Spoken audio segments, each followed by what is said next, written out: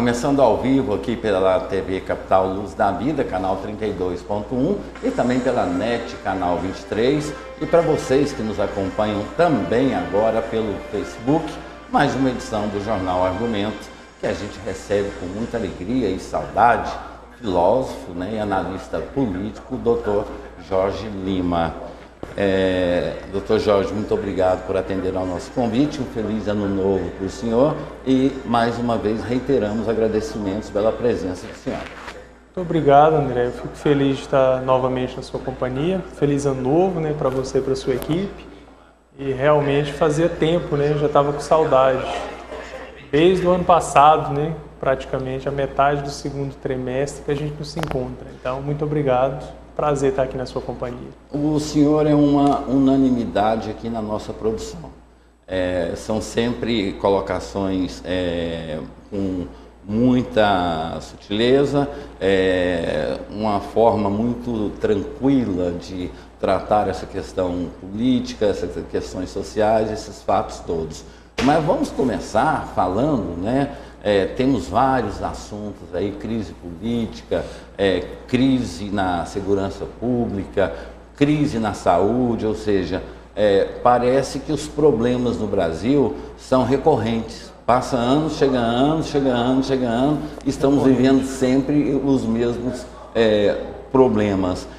Vamos começar por essa questão talvez o dia mais importante na vida do ex-presidente Lula, que vai ser julgado lá em Curitiba no dia 24 e se for condenado, claro que terá recursos ainda, essas questões, mas como por decisão do Supremo Tribunal Federal, havendo uma condenação em segunda instância, a pessoa já passa a cumprir a pena. O que o senhor acha que deve acontecer diante dessa, digamos assim, dessa situação e desse clamor todo que está criando dentro da sociedade, principalmente daqueles simpatizantes de Lula? Primeiro, por exemplo, agora eu vi uma notícia de que o PT, o diretório do PT nacional, deve reunir com o presidente do Tribunal Federal da 4ª Região, que é que vai julgar o Lula, né?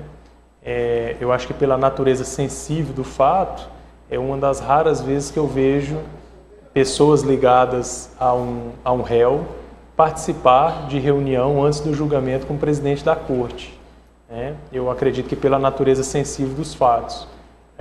Acompanhei isso de perto, né, através da imprensa e através de amigos que trabalham há tempo no Partido dos Trabalhadores e pessoas vinculadas à vida política, né? E a gente também já conversou várias vezes aqui sobre isso.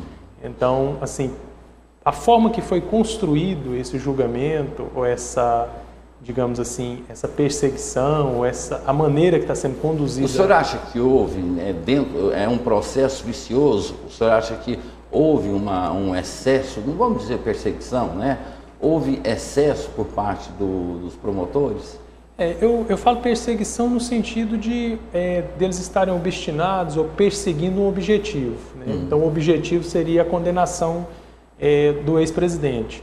Não acho, né?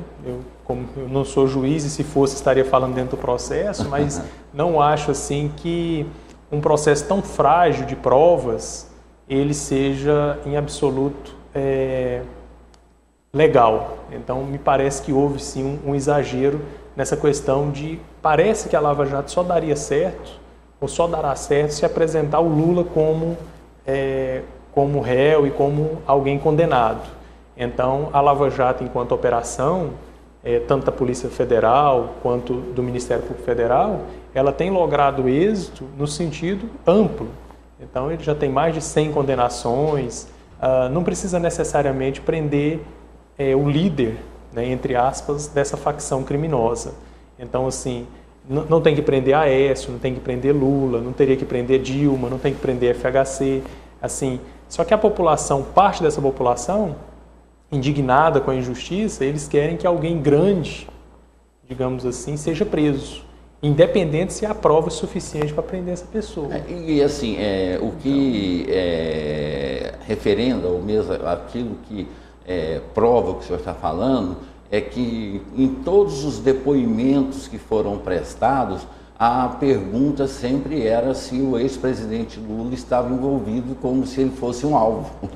O Lula mesmo disse durante o depoimento lá ao juízo em Curitiba, o Dr. Sérgio Moro, ele diz assim, olha, a senha para se livrar do depoimento ou da inquisição, a senha é Lula.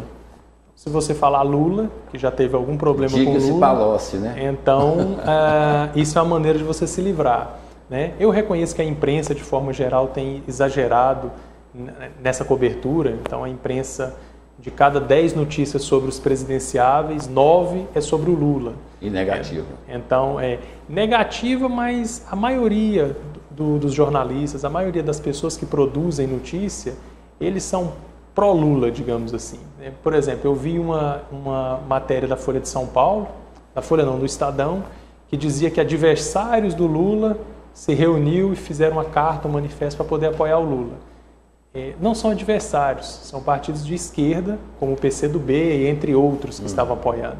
Então, assim, parece que a imprensa tenta jogar, parte dessa grande imprensa, tenta jogar com as pessoas que querem ver o Lula preso ou morto e tenta agradar as pessoas que gostam do Lula. Então, assim, a imprensa não se posiciona, digamos assim, a grande imprensa, ela não se posiciona da forma correta que tem que ser. Por exemplo, a forma correta que tem que ser é ter um processo com lisura e um processo onde existe o contraditório, estabelecer o contraditório, como foi daquele chamado mensalão. Ou seja, se o juízo não consegue imputar a pena através das provas ali dos autos processuais, o que é que o juiz tem que fazer? Absolver o réu. Mas no caso de e no caso deles, Joaquim Barbosa, por exemplo. José Dirceu, por exemplo, não existiam provas contra ele. Então, partiu-se do princípio da presunção para que ele fosse condenado. Então, Jorge e André estão conversando sobre política, portanto, eles lideram a quadrilha. Presume-se, né? Presume-se que eles lideram e aí a gente está preso. Então, assim, eu não sou a favor disso, nem da gente ser preso, nem do Lula ser preso numa condição dessa. Então, eu prefiro, às vezes, calar. Porque se a gente for discutir isso em rede social ou nos grupos mesmo, entre amigos... Onde a paixão é muito grande. A gente é petista. Então, eu não sou petista, não sou PSDBista. Eu trabalho com pesquisa, então faço pesquisa eleitoral profissionalmente. Eu trabalho para todas as siglas partidárias que me contratam. Eu não tenho paixão pelo Lula, pelo Marconi, pelo Aécio, né? Por exemplo, trabalhei na campanha do Aécio Neves. Não acho correto a forma que o Senado Federal, né, com vídeo, malas com dinheiro, etc., a Comissão de Ética arquivou o processo do senador Aécio Neves e ninguém falou nisso. Mas isso, doutor Jorge... Então, para mim, isso é um erro histórico. É um erro histórico, mas é uma meia-culpa, porque se condenam ou se caçam o senador Aécio, quantos mais irão juntos? Porque abre-se um precedente, e sabemos nós que o Senado, a Câmara, o poder, ele é corporativista, ou seja, ele não quer se expor. Ou seja, caçar o mandato de Aécio Neves em função da questão daquela delação da JBS, essas coisas todas, vários senadores também iriam na fila. Como aqui em Goiás, nós tivemos a cassação, por exemplo, do então senador Demóstenes Torres, por uma presunção. Exato. Então, Carlos Ramos, conhecido como Cachoeira, lidera um esquema criminoso. Tanto é que a imprensa até hoje não chama de empresário nem pelo nome, chama de contraventor. Exato. Então, pressupõe que ele é bandido, então eu já caço uma pessoa que tem indício de amizade com ele. O outro carrega mala de dinheiro e etc, não acontece nada com ele. Então, assim, esse princípio de presunção pode caçar governador. Tem uma ligação do Aécio com esses contraventores, onde eles falam até em matar, né? Vão mandar uma pessoa... Em tráfico de drogas, eles falam sobre tudo. Exatamente. Então, assim, eu não sou favorável nesse cenário, eu não sou favorável nem caçar Aécio Neves sem prova, sem o devido processo legal, nem Marconi Perillo, nem Iris Rezende. Então, assim, as pessoas que discutem esse assunto apaixonado, eles querem que casse o Lula ou mate o Lula, ou prenda o Lula. Temer. E não sabe, o Temer, e não sabe que se a gente atinge o Temer, atinge Aécio Neves, o Lula, se a justiça for banalizada, como é a instituição da prisão preventiva, isso acaba acarretando em penas para a gente ao longo da vida, porque a justiça fica fragilizada. Né? Um tribunal se reúne em conluio para quê? Para poder condenar uma pessoa, mesmo que não haja prova. A gente tem que se posicionar contrário a isso, não porque é o Lula. Né? Fala assim, é o Lula, então eu sou a favor. Olha, é o Aécio, então eu sou contra. É uma questão, não é uma questão assim, uma questão humana. De justiça mesmo, para que não haja injustiça. E a justiça que tarda, ela não é justiça. Então, assim, se essa justiça está tardando tanto a condenar Lula como tardou a condenar Maluf, ela não é justiça. Então, assim, se Maluf mesmo praticou todos os crimes durante 30 anos, 40 anos da vida, como é que a justiça alcança ele quando ele não consegue mal andar, quando ele já está idoso, com mais de 80 anos? Talvez, isso não é justiça. E Maluf talvez tenha sido a maior bandeira, porque sempre existiu, até inclusive quando Maluf era governador de São Paulo, surgiu a rouba mais faz. Sim. E tantas coisas assim. Expressões consagradas até hoje. Exatamente. E o Maluf também, né? Estupra, mas não mata. O Lula é diferente no sentido de que a ex-presidente Dilma ficou 4 anos, mais 2 anos, né? Um ano e pouco. E alguns meses. Mas assim, então o Lula deixou de ser presidente há uma década, praticamente. Uma década. Então, desde quando ele largou a presidência, que ele foi entrar na campanha da então presidente Dilma Rousseff, a imprensa, por um lado, os tribunais, por outro, a sociedade, de um lado, tenta condenar ele há uma década. Então, assim, se realmente ele é culpado, isso não é justiça.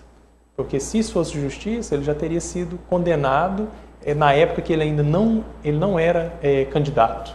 Por exemplo, ele elegeu a Dilma. Isso. E eles coletam as provas e aí prende o Lula. E reelegeu a Dilma. Não, ótimo. Ele prende o Lula quando a Dilma é presidente. Eu acho justo, se for o caso. Agora espera o devido processo eleitoral, vai se arrastando, marca esse processo agora e aí começa a julgar ele no ano eleitoral. Né? Então, assim, eu penso o exagero nesse sentido. Não que eu seja a favor do Lula, enfim. Agora, essa é a quarta turma. Apesar que vai ter gente que está assistindo, né, e vai pensar assim, isso é mais um petista, né? Não, pelo contrário, nós somos a favor da justiça, independentemente de quem qualquer seja. Até mesmo porque qualquer erro da justiça, ela atinge a todos. E ele cria uma jurisprudência. Então, exato. Assim, olha, o tribunal, por exemplo, o TRF, 4ª Região, decidiu sobre o réu Lula. Condenou ele, sob tais circunstâncias. Amanhã, a decisão desse tribunal serve para qualquer um. Né? Então, a gente tem que pensar na gente mesmo, de forma egoísta. Falar, não, se der errado para o Lula, pode dar errado para a gente um dia. Eu me lembro de um caso, doutor Jorge, que na época do mensalão, da ação penal 470, o Congresso ele modificou o crime de quadrilha justamente para que não houvesse condenação de alguns membros lá, porque até então o crime de formação de quadrilha era o quê? Um grupo de pessoas que se reuniam para cometer um crime. Sim. Aí mudou-se no Congresso, tinha que ser pelo menos 3 ou 4 crimes com as mesmas pessoas, ou seja, crimes continuados. Como Sim. a questão do mensalão só foi uma vez, muitos foram absolvidos ou tiveram a pena reduzida em função disso aí. Então, ou seja, se isso foi feito para beneficiar parlamentares, também os ladrões, os bandidos, de forma geral, todo mundo. Que roubam, que matam, que estupram, também são beneficiados com a mesma lei. Sim. Porque as decisões tanto do Congresso Nacional quanto dos tribunais, ela é uma decisão que ela vai reverberar, que ela vai desdobrar em acontecimentos negativos ou positivos para a sociedade de forma geral. Exato. Então as pessoas quero que prenda o Lula, mesmo que não tenha prova nenhuma. Isso cria uma situação, uma instabilidade de justiça, de lei, que vai ferir os direitos de outras pessoas, né? De pessoas como a gente ou como qualquer outra pessoa. Diga-se, o último exemplo que o senhor está falando foi o indulto de Natal do presidente Temer, né? Que ele quis atender a alguns presos políticos, mas na realidade... Atendeu a todo mundo que estava naquela situação. A bandidos de alta periculosidade, pessoas... Tanto é que a presidente do Supremo Tribunal vetou o indulto de Natal porque ele editou uma medida para poder beneficiar os pares e acabou beneficiando todo mundo, né? Agora, doutor Jorge, vamos falar um pouco sobre... estamos próximos aí ao período eleitoral. Lula, ele tem ainda nesse julgamento, se ele perder, serão 3 desembargadores que vão julgar. Se ele perder por 3-0, ele ainda tem direito de pedir embargos declaratórios, ou seja, onde cada magistrado vai ter que dizer por que condenou. Se ele for condenado por 2-1, ele pode recorrer ao plenário. Também pode recorrer ao TSE e já se fala também, num primeiro momento era impossível, mas se fala também que ele pode recorrer até o Supremo Tribunal Federal, ou seja, ele poderia tranquilamente, dentro desse prazo todo, se eleito, ele poderia governar com essa ação ainda. E aí... Talvez ele seja candidato sob júdice, né? Exato. Eu não entendo bem como que isso vai fazer, porque não é minha área, mas assim, eu me lembro de um caso semelhante que foi o da ação penal 470 do Mensalão, que na época o Joaquim Barbosa, ele presidiu o Supremo Tribunal Federal, e ali quando ele condenou aquelas pessoas, entre eles José Dirceu e outros, né? Ele condenou e ali cabia um recurso que chama embargos infligentes. Isso. Então ele negou. Aquele embargo seria o quê? A defesa, ele conseguiria ali junto ao tribunal que a matéria, o processo fosse distribuído e conseguisse um outro relator. E ele negou isso. Isso é um direito de qualquer pessoa, né? Qualquer pessoa que está naquela situação, ele pode querer ouvir dentro do processo um outro relator. Então não sei se o tribunal, se o presidente do TRF vai fazer igual o Joaquim Barbosa e vai falar que ele não tem direito a embargos reclamatórios, enfim. Até agora, todas as sentenças que foram dadas pelo Sérgio Moro, a turma, né, os desembargadores que julgam os recursos, têm negado e têm confirmado a todas as sentenças. Até agora não derrubou nenhuma. Diante dessa situação, porque até o vocalista do U2 vem para o julgamento. Quase que eu vou lá para escutar o Bono cantar. Vem também já presidentes da América do Sul, como Cristina Kirchner e tantos outros, estarão aqui, membros dos direitos humanos, membros de entidades de defesa, não sei o quê. Isso aí pode influenciar, ou os juízes podem tremer, ou... Não acredito que um tribunal, por exemplo, um tribunal ele vai atender a um clamor popular ou um clamor de grupos da sociedade civil organizada. Eu acredito que se o tribunal tiver uma linha de condenação, a condenação vai acontecer. Por exemplo, o Joaquim Barbosa, naquele caso, mesmo que fosse um recurso legal, né, a defesa tendo direito ao recurso, ele mandou prender, trancar as pessoas. Né? Então, assim, olha, eu acho que é da época do senhor também, a gente brincava antigamente de bola e tinha alguém, né, que era sempre o dono da bola. Então, por mais que ele fosse ruim de bola, ele era o dono da bola e ele estava no time. Então, se a gente falasse, olha, você não vai jogar, o que ele fazia? Ele pegava a bola e ia embora. Então, o Joaquim Barbosa fez mais ou menos isso. Ele pegou a bola e falou, olha, não vai ter mais. Então, assim, eu não consigo provar que teve esse esquema criminoso, então está todo mundo preso. Não, mas a brincadeira ainda vai... Não, está todo mundo preso e acabou. Então, eu penso que quando acontece isso, é ruim para a democracia, é ruim para o Estado Democrático de Direito, porque, por exemplo, o Lula falou, pressupõe-se que o PT é uma organização criminosa. Então, se pressupõe isso, uma organização criminosa tem um chefe, um líder. Quem é o líder? O Lula. Então, é mais ou menos um pressuposto. Então, tem uma quadrilha, tem um chefe da quadrilha. O chefe é o Lula, o corrupto maior é o Lula. Então, assim, do que eu vi, parece que aquelas provas do triplex, aquela questão toda, parece que são coisas frágeis, né? E talvez não seria aí uma forma dos desembargadores, ou seja, da segunda instância, inocentar o Lula, dado na dúvida, pró réu, ou seja, na dúvida, absolve-se. Mas isso aí está mais para como dizia um professor meu, tinha um aluno na sala que falava assim, na dúvida, pau no réu, não era pró réu, né? O certo na justiça é na dúvida pró réu, né? Então, se permite dúvida, aquela coleta ali de provas, aquela feitura do processo, se gera dúvida, a dúvida tem que favorecer o réu, não o tribunal. Eu não acredito numa absolvição dele. Não sei por que o PT está indo lá conversar com o presidente do tribunal, mas talvez também o tribunal decida por inocentá-lo. Para mim, o que seria mais correto seria como o Fernando Henrique disse. Fernando Henrique tem falado algumas pérolas, mas sim, ele falou uma coisa interessante. Ele falou, olha, se tiver que derrotar o Lula e condenar o Lula, você deve condenar o Lula nas urnas. Então vamos derrotar o Lula nas urnas? Então junta os partidos de direita, de centro-direita, se é que existe isso no Brasil, e aí derrota o Lula. Mas se o Lula ganhar, que ele possa governar. Porque assim, o que me parece... Seria o melhor julgamento, né? O que me parece que a população vai dizer isso. Me parece que se o Lula for eleito presidente, ele não vai conseguir governar.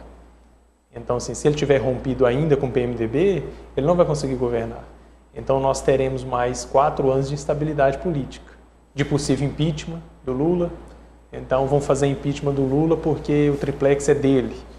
E o tribunal foi comprado pelo Lula e agora a gente tem que impeachment o Lula, que é presidente. Mais uma questão. Tipo, vai se arrastando isso, a economia vai fragilizando, a gente vai perdendo a confiança e a credibilidade no cenário internacional. E isso tudo para favorecer um grupo que perdeu nas eleições e quer se manter no poder. Vamos falar sobre a ação penal 470, o mensalão. O Lula sobreviveu muito bem, obrigado. Até hoje tem Sim. essa dúvida se o Lula sabia ou não de que parlamentares estavam sendo comprados. Por quê? A economia naquele momento no Brasil, ela caminhava de vento em popa. E parece que o cidadão, o protesto, posso estar errado, se tiver, me desculpe, o protesto vem do estômago. O protesto não vem da racionalidade. Da racionalidade, do conhecimento, da questão do politizado, muito pelo contrário. O estômago do eu, vamos para a rua gritar. Estou errado. Tanto é que o protesto mais marcante, digamos assim, contra a Dilma, era panela. O pessoal bate panela. Exatamente. Então, assim, né, a panela está vazia. Mas, assim, se for olhar o lado do impeachment, essa relação do próprio Lula, o Marconi, por exemplo, que é governador aqui em Goiás, que é adversário histórico, digamos assim, do PT, o próprio Marconi era contra, por exemplo, o impeachment da presidente Dilma. Por quê? Por saber da natureza sensível dos fatos, que pode, inclusive, atingir ele. Aqui em Goiás as pessoas não fizeram, fora Marconi, isso é ridículo. Isso. Ridículo no sentido assim, inconstitucional. As pessoas querem parar o Estado porque perdeu a eleição.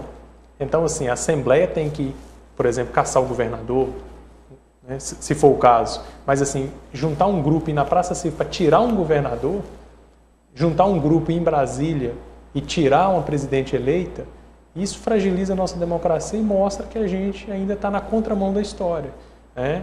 Quem tem que tirar é o Congresso. Então, assim, o Congresso tirou do jeito que tirou, mas foi o Congresso que tirou, né? A gente espera agora que os tribunais não tenha a mesma linha de julgamento do Congresso e que o desembargador não diz, pela minha filha que está fazendo aniversário, Lula na cadeia. Foi assim, né, o impeachment? Foi.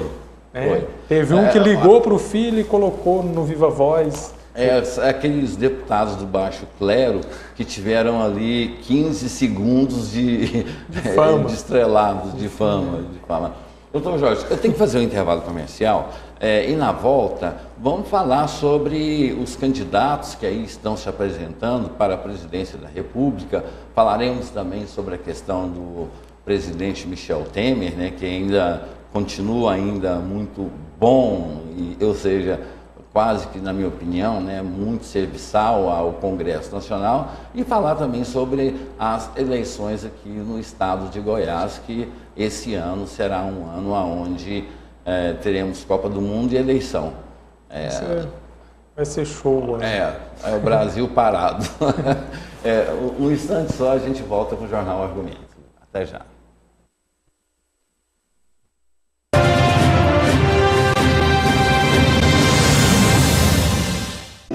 Qualidade e higiene absoluta. Várias opções de acordo com o seu paladar.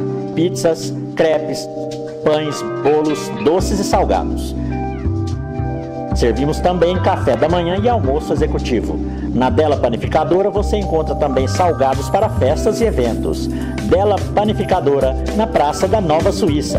Telefone 3251-6705.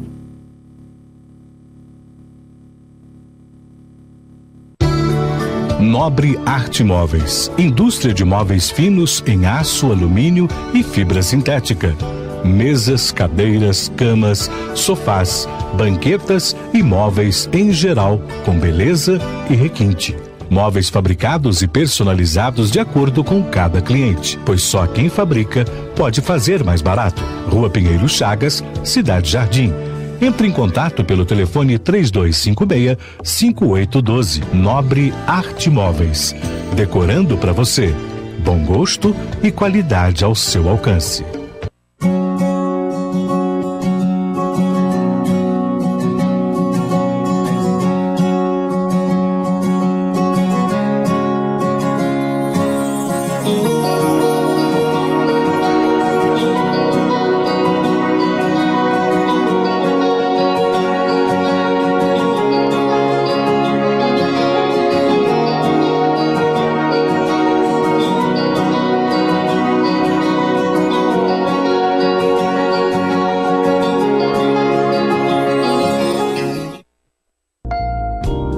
O almoço te espera no Seleto Restaurante. Ampla variedade em pratos típicos da culinária brasileira.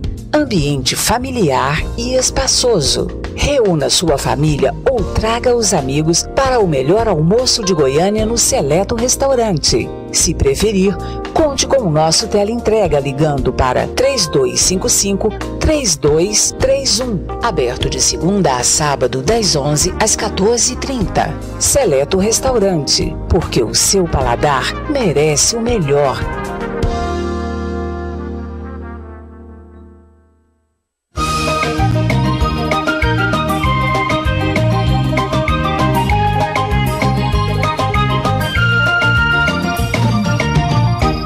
Ô Zé, quanto é que você cobra pra pintar a minha casa? Porque é pra você, Juvenal. Eu cobro 5 mil e te entrego o serviço em 30 dias. Não, vamos fechar tudo pela metade. Você cobra metade do preço e me entrega na metade do tempo. Ok, Juvenal, tudo bem. Qual a metade da casa que você quer que eu pinta, de fora ou de dentro? Vou te bater R$1. Quem trabalha com a Real Cores não precisa pechinchar nunca. Aqui tem produtos Souvenir, Anjo, Wanda, Sher Williams, Leiner Tex, e a Real Cores faz manipulação de tintas automotivas com acerto de cor. Seu carro fica como original. E a Real Cores fica aqui, na Avenida T9, 3149, no Jardim América, em Goiânia, Goiás, ao lado do Correio. Fone 62 3088 2828. Venha tomar um cafezinho ou um suco com a gente e confira. Traga seu orçamento e cobrimos a oferta. É só falar com o Deusimar. Ô Zezinho, o que é que você vai ser quando crescer? Eu vou ser pintor como meu pai ou humorista como o senhor. Só vai depender do meu corpo.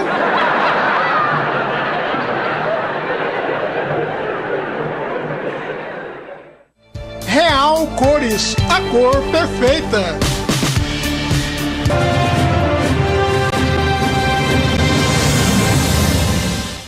De volta com o Jornal Argumento, né? Estamos ao vivo aqui pela TV Capital, canal 32.1, também pela NET, canal 23, e também pelo Facebook. A gente aproveita a agradecer a audiência do pessoal, a Nayara Biandelli, a minha esposa, o João Boiadeiro, o Lúcio Fernando, Aldo Rincon, um dos melhores profissionais da área de jornalismo que eu conheço, ótimo repórter, apresentador. Um abraço, Aldo, muito obrigado, é uma honra ter você conosco aqui. E o pessoal também que vai acompanhando aqui a entrevista pelo Facebook, que é nada melhor do que a questão da modernidade, né? Obrigado a todos. As redes sociais. Falemos agora, o senhor escolhe o tema. Falaremos sobre eleição estadual, eleição nacional, os ministros que Temer diz que ia governar com os notáveis. Exatamente. Primeiro, eu acho, os presidenciáveis... Por que não muda, doutor Jorge? São sempre, basicamente, são sempre aquela polarização.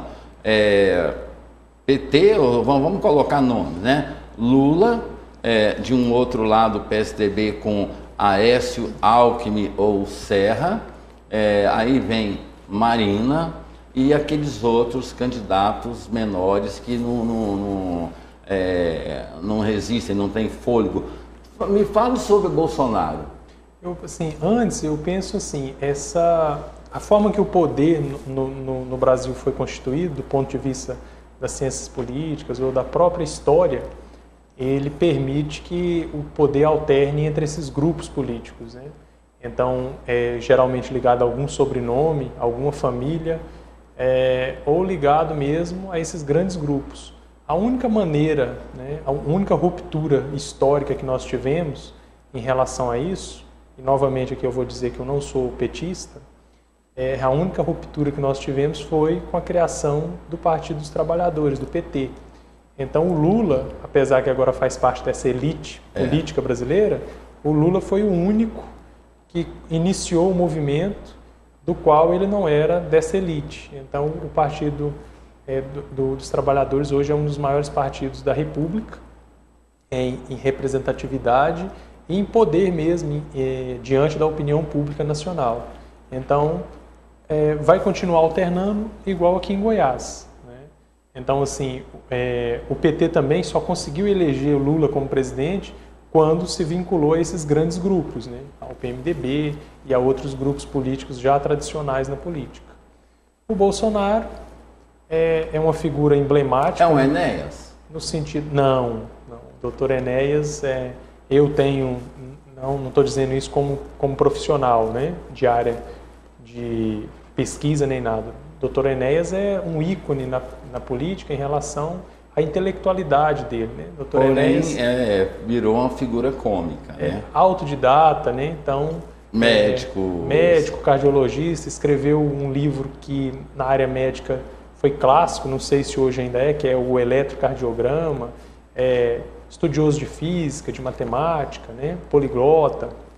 Ele era uma outra figura. Agora, do ponto de vista da colocação no cenário nacional, também uma outra figura, porque ele tinha ideias grandiosas para o país em relação à matriz energética, né? Os modais de transporte. Ele discutia grandes temas que, à época, e hoje também, nem Lula, nem Alckmin, nenhum candidato, nenhum presidenciável tem a condição, por exemplo, que o doutor Enéas tinha, de discutir essas grandes questões. Agora, mas ele tinha pouco espaço na televisão, e eram segundos, e ninguém se lembra de qualquer projeto ou de qualquer coisa. Todo mundo se lembra do refrão, né, do jargão, né? Meu nome é Enéas. Então, ele tinha 30 segundos. Exatamente. Então eu lembro que numa entrevista que ele concedeu à Roda Viva, um dos jornalistas perguntou para ele se ele tinha 3 minutos. Ele falou, se você me der 3 minutos, eu ganho a eleição. Ou seja, ele era uma figura que ficou conhecida nacionalmente, mas ele tinha pouco tempo de rádio e TV. O Bolsonaro, diferente dele, tem espaço mais hoje em função das redes sociais, e ele aproveita de um momento nacional que é um momento de fragilidade, um momento que as pessoas querem matar todo mundo, querem prender todo mundo, um momento em que o Brasil está diferente de qualquer outro, que é um momento onde o clamor por senso de justiça e alguém que vai fazer as coisas, ele é mais crescente. Então, por exemplo, as questões como porte de arma, como um programa nacional voltado para a família, né? Não, só me permita dizer, aquelas pílulas, né, do PR, ridícula a deputada Magda Mofato. Ali, literalmente, todo mundo sabe como ela costuma resolver os problemas que ela tem, e aí aquela defesa não, né? Aquela forma grosseira de falar sobre armar o cidadão, ou seja, se uma coisa daquela passa no Congresso Nacional com ódio, com rancor, que a Magda Mofato fala, as pessoas vão sair pelas ruas atirando em todo mundo. Primeiro, por exemplo, quando eles discutem a política de arma hoje qualquer pessoa ela pode requerer posse de arma. Sim. Posse de arma diferente, naturalmente, de porte de arma. E também pode requerer o porte. Mas a autoridade policial, no caso a Polícia Federal, aqui em Goiás a Superintendência Regional, ela pode ou não conceder o porte de arma. Porte de armas precisa passar por diversos exames, precisa pagar uma taxa anual, ou seja, mesmo que libere o porte de arma... Tem uma ficha, tem uma vida pregressa. O porte de arma é uma questão muito, muito sensível, não porque a pessoa não pode ter, mas a autoridade ali policial ela vai dizer quem vai ter o porte ou não, né? A não ser que eles mudem isso. Aí quando eles colocam isso no programa, eles colocam como se qualquer pessoa fosse ter o porte de arma, como se a arma fosse uma coisa que a gente pode ter aqui enquanto está conversando. Então, assim, antes disso, ele podia reforçar no programa dele, por exemplo, como os militares usam arma, né? A dispensa de munições, etc. Como que o policial, às vezes, é impedido de usar uma arma de um calibre e outro calibre. Talvez ele pudesse discutir isso primeiro no meio militar, para depois discutir isso para o meio civil. Mas eu sou favorável a porte de arma. Qualquer pessoa capaz pode portar arma. Mas, e responder por pelo isso que faz. Agora, sim, eu não gosto dessas discussões, por exemplo, que colocam um tema tão complexo desse em discussão como se fosse a gente escolher tomar água ou não tomar água. Eu não gosto disso. Mas a campanha do Bolsonaro, ela é construída em cima dessa vontade popular, muitas vezes, de fazer justiça com as próprias mãos, essa ideia de que você tem que prender alguém tem que ser preso. Nesse caso, no quadro anterior, nós falávamos que esse alguém é o Lula, por exemplo. Então, a gente tem que prender alguém, a gente tem que usar uma arma, né? A maioria absoluta da sociedade não sabe ou nunca empunhou uma arma de fogo. Então, assim, em mãos, né? Como é que você vai discutir uma política nacional de armamento das pessoas se a gente não tem a discussão, por exemplo, de uma política nacional de educação, de melhoria, por exemplo, da educação básica? Só fazer uma colocação muito rápida. Nos Estados Unidos, quando houve aquela crise financeira, foi feita uma pesquisa, aumentou muito o número de suicídios. Por quê? As pessoas não vislumbravam um horizonte, porque estavam desempregadas, tinham perdido casa, tinham perdido tudo, a economia americana estava literalmente arruinada, as pessoas não tinham essa perspectiva de melhora e cometiam suicídio, porque tinham acesso, todo mundo tinha a arma em casa. E aí o presidente, então, na época, né, o Barack Obama, ao invés de entender que isso era um problema de saúde, alguma coisa, ele veio com essa história de que era para tirar a arma. Não, muito pelo contrário, era para passar uma perspectiva para o cidadão de futuro, né? Mas, desculpe, voltando... Não, mas sim, essa questão de porte de arma dava um programa inteiro, né? Porque é uma coisa sensível. Eu, por exemplo, não sou favorável, enquanto pessoa, enquanto cidadão, que só os militares tenham posse de arma e os bandidos, né? Então, assim, uma sociedade onde só os policiais e os bandidos têm arma, um dos dois vão ditar de quem são as outras propriedades, como diz o Benjamin Franklin.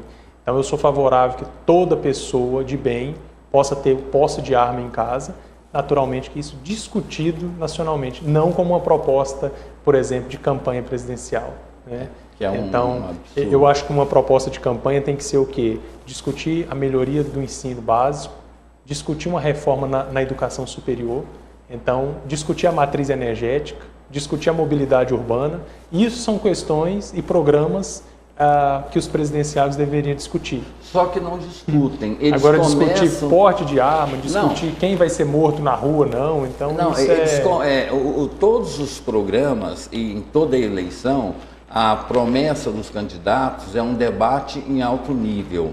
Ou seja, na metade para o fim da campanha, já entraram nas vísceras dos adversários. Sim. O que eu acho também, assim, é bom a gente colocar isso, que é um ponto dos candidatos, mas naturalmente a gente trabalha com pesquisa, a gente sabe que os candidatos se comportam assim porque a sociedade, né, em sua grande maioria, se comporta assim. Então, a sociedade, por exemplo, 20, 30 milhões de pessoas vão votar em Jair Bolsonaro, né? Deve ter aí, no mínimo, uns 20 milhões de votos se ele continuar assim. Então, assim, essas pessoas querem ver as vísceras alheias. Então, assim, não é que o candidato, por exemplo, em algumas questões, ele é controverso sozinho. A população reclama esse tipo de controvérsia e o candidato se comporta assim. E outra coisa, o senhor, que é uma pessoa que tem um instituto de pesquisa, todo candidato ele é assessorado por um instituto de pesquisa para saber qual o discurso que ele deve fazer, o que o povo está querendo. A gente orienta a pessoa e ela fala aquilo, porque aquilo dá voto, né? Então, por exemplo, outra questão nacional que o Lula deveria discutir era uma reformulação desses programas nacionais de distribuição de renda, reformular, porque Bolsa Família, esses outros programas de distribuição de renda já estão vencidos do ponto de vista de atualização. Eu não sou favorável em acabar com o programa, porque os programas que assistem pessoas em vulnerabilidade econômica, social, esses programas são importantes em qualquer país, então, mas não como fonte de eleitoral, como um cabide eleitoral, digamos assim. Então, uma política de Estado. Reformular isso, reformular, por exemplo, a política nacional e estadual de cargos providos em comissão, qualquer debate, também um enxugamento de uma folha, por exemplo, de funcionário público, porque no Brasil todo mundo quer ser funcionário público praticamente. Quer ser funcionário, Você quer funcionário público para quê? Benefícios. Para não trabalhar. E não prestar o básico, assim, quando se faz um concurso público, a finalidade é atender ao público. Sim. Mas quem faz o concurso, ele quer única e exclusivamente a estabilidade, um bom salário, ele podia discutir, feriados. Ele podia discutir isso. Por exemplo, na Inglaterra, 12% da receita do Estado é utilizado para pagar funcionarismo público. No Brasil, mais de 50% é utilizado para pagar funcionarismo público. Podia discutir grandes temas, mas eu vejo que tanto Lula, tanto Alckmin, tanto Bolsonaro, Marina e etc., eles estão ainda engateando nessas questões. Qual deveria ser, além desses, qual deveria ser o debate e, na opinião do senhor, qual vai ser? Qual deveria e qual vai ser? O debate deveria ser esse das grandes questões. Eu penso mais na questão, por exemplo, de uma matriz dos modais de transporte e da matriz energética, porque a crise do futuro, nossa, vai ser uma crise energética. Então, assim, pensar em desenvolver o Brasil nessa área. E uma reforma no ensino superior, porque não dá que o Brasil tenha, por exemplo, 100% praticamente do ensino superior, ele é custeado pelo governo, seja através das bolsas, ou seja através da própria instituição Universidade Federal, ou universidades federais. Devia ter aí uma reforma nesse ensino, e o debate vai ser, isso deveria ser, eu penso, mas o debate vai ser sobre questões polêmicas. Então, sobre levar a justiça ao maior número de pessoas, caçar os corruptos e queimar as bruxas, alguma coisa mais ou menos igual Salem, né? Mas eles geralmente vão iniciar igual o senhor falou, esse debate será de grande nível, em alto nível, e de repente eles estão, né, se batendo, né? Eu acredito nisso em tanto nacional quanto estadual. Então, provavelmente eles vão falar do PMDB de Cachoeira Dourada, todas aquelas coisas sobre que não despoluiu meia ponte, enfim, todos aqueles assuntos que há 20 anos o pessoal traz na campanha. Dizendo que o Íris quebrou o bag, então, né, ou dizendo que o Marconi fez então, assim, é uma campanha de acusação entre as siglas partidárias. Em nível nacional, teremos segundo turno? Acredito que sim. E quem estaria disputando esse segundo turno? Se tiver segundo turno, eu penso, assim, pelo cenário de hoje, estaria indiscutivelmente, não sendo condenado ou sendo condenado, candidato sob júdice, o Lula, né, candidato, e... o Lula já é condenado, né? Ele já foi condenado. Mas eu digo, com recurso, né? Com recurso ele deve ser candidato, e alguém como o Geraldo Alckmin ou algum outro. Não acredito, por exemplo, que o Bolsonaro vá ao segundo turno.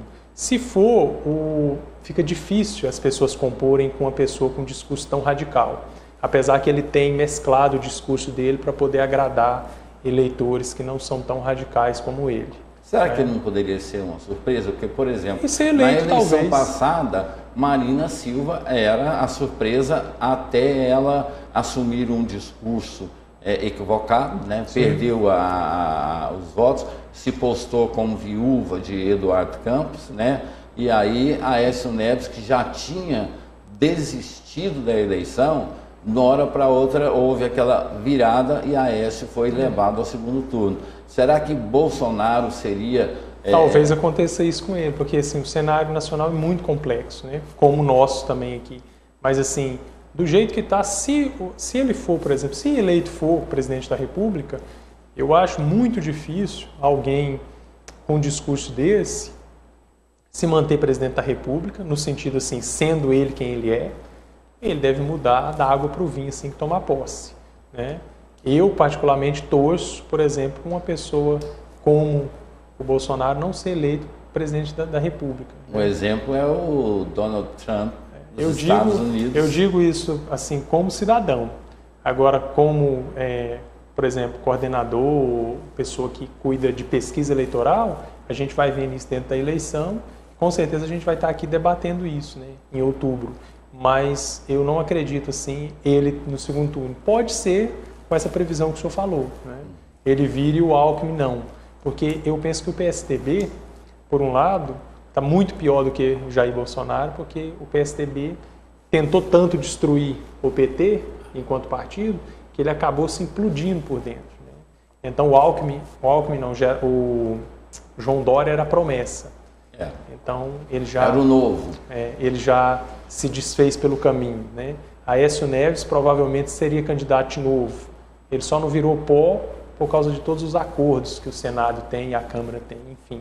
Então, dessa guerra toda, quem ainda persiste e insiste é o Lula, né? Mesmo com a corda no pescoço. Alckmin já foi feita uma pesquisa, Alckmin hoje tem 60% de rejeição. O Alckmin tem mais, o índice de rejeição dele é maior do que o índice, por exemplo, de aprovação do Lula em alguns cenários. Então, ele perde para ele mesmo, né, em alguns cenários. Se ele fosse candidato sozinho, ele perderia, né, digamos, né, o WO é para ele mesmo. Então, e o Alckmin, o PSDB tem dificuldade, não aqui em Goiás, mas o PSDB tem dificuldade nacionalmente de conversar com as camadas mais vulneráveis, digamos assim. Então, o PSDB tem dificuldade de entrar, por exemplo, nas universidades. O PSDB, que seria a área mais intelectual socialmente. Então, o PT criou programas como o ProUni, reforçou o FIES e etc. E ele alcançou aí mais de 30 milhões de jovens. Ou seja, o PT pegou a juventude daquela época, né, preparou essa juventude e hoje essa juventude praticamente vota no PT. Então, o PT sabe fazer política como esses partidos de direita ainda nem sonham em fazer. Falemos agora sobre a eleição aqui para o estado de Goiás, para o Senado, e também a questão da Assembleia Legislativa.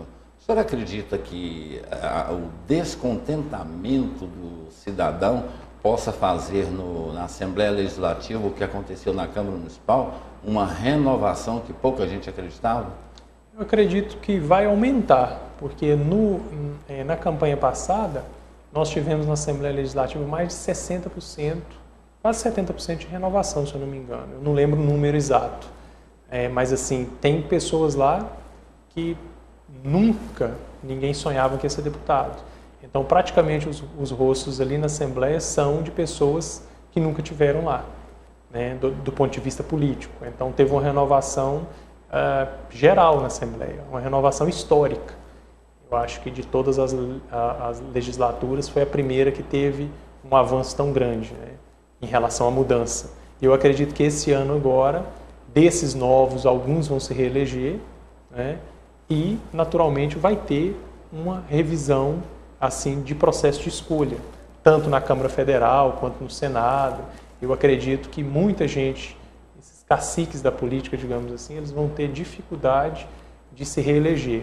Esses nomes mais tradicionais, eles vão ter dificuldade em reeleger. E para o nosso tempo está quase acabando, infelizmente, né, não dá tempo de falar sobre tudo. Quando o senhor vem aqui, o tempo é curto, né, mesmo sendo 1 hora, mas é muito pouco para a gente conversar.